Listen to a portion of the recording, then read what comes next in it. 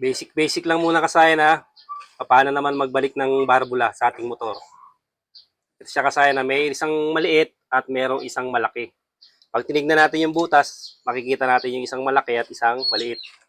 Doon lang natin siya ilalagay. Kasi papasok yan eh. Kahit ilagay mo sa kilo, papasok din. Pero makikita niyo yung pinakabutas niya na maliit at malaki. Yan. Tapos paglagay natin, baliktarin lang natin, sapin na natin dito. Pinan natin ang basahan yan pagbalik natin. Oh.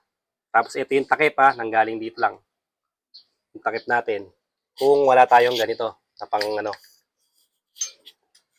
ng valve remover natin. Siya kasaya na, tapos lalagay natin to.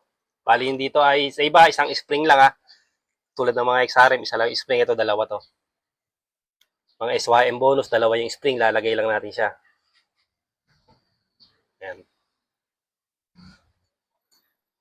Paglagay natin diyan kasayan, tapos ito yung kanyang yung kanyang pin, yung maglalak sa kanya. Ito ha, hanapin nyo lang yung pinaka kanal, parang kanal, o ayun o.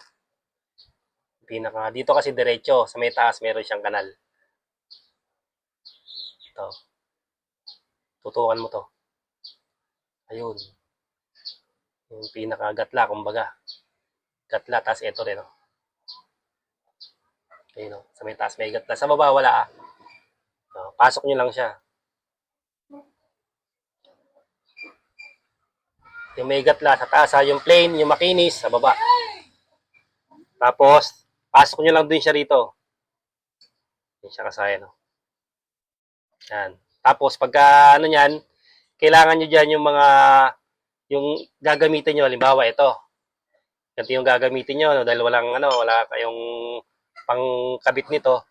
Kailangan tayo dito ng kukuha lang muna tayo ng interior. Ito yung interior kasaya, no? Bali, yung gagamitin natin, bibilog lang tayo. Ito yung gagamitin naman natin ha, bibilog lang tayo. Tapos, lagay natin. Silipin lang natin yung gitna. Ayan yung gitna ha. Kailangan kasi pumasok tong pinakano natin. Tapos, gigitnaan lang natin yan. Gitnaan natin, tulak. Tapos, pihit pa kanan. Tapos, tingnan natin kung pumasok na.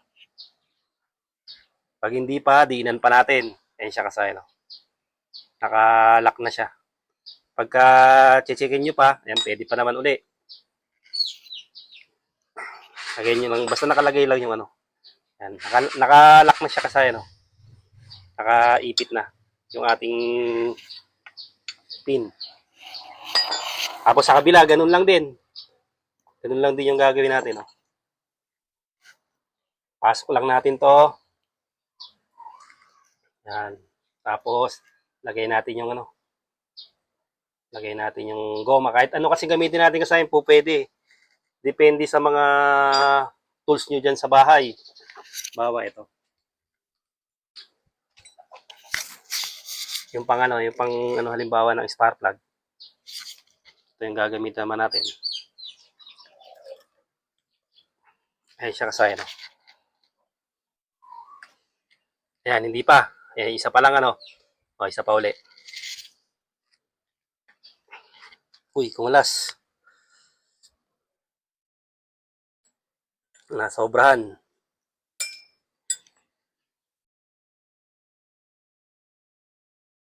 Yan, balik lang uli natin. Yung kanal lagi, hanapin natin na sa itaas yun eh. Yung pinaka-kanal niya. Tapos yung goma natin.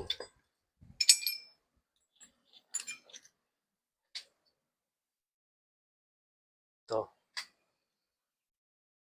Tsaka sa akin, halimbawa, ito lang yung panglalagay natin. Inigitna lang naman natin yung pinaka niya.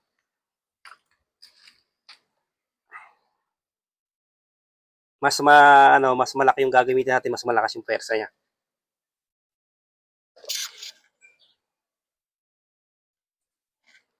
Tsaka sa ayan, kailangan ipit na ipit yung natin para siguradong hindi siya kakalas. Kasi merong kanal yan, ito. Kahit anong malaki man o maliit yung pagkakabit natin ng pagbabaklas, halos parehas lang yan. Kasi meron siyang mga kanal dito. May maliit. Ito naman yung malaki. Pang pantra. Ayan o. Diyan iipit yung ating pinaka-lock natin. Yan. Para sigurado na walang hindi siya makakalabas. Ipit na ipit yung tapat na tapat parehas dito. Tulad niyan kasi nasa gitna sila. Tapat na tapat parehas naka-ipit sa pinaka-kanal na to. Ganito na lang mga kasayan. Salamat sa panonood.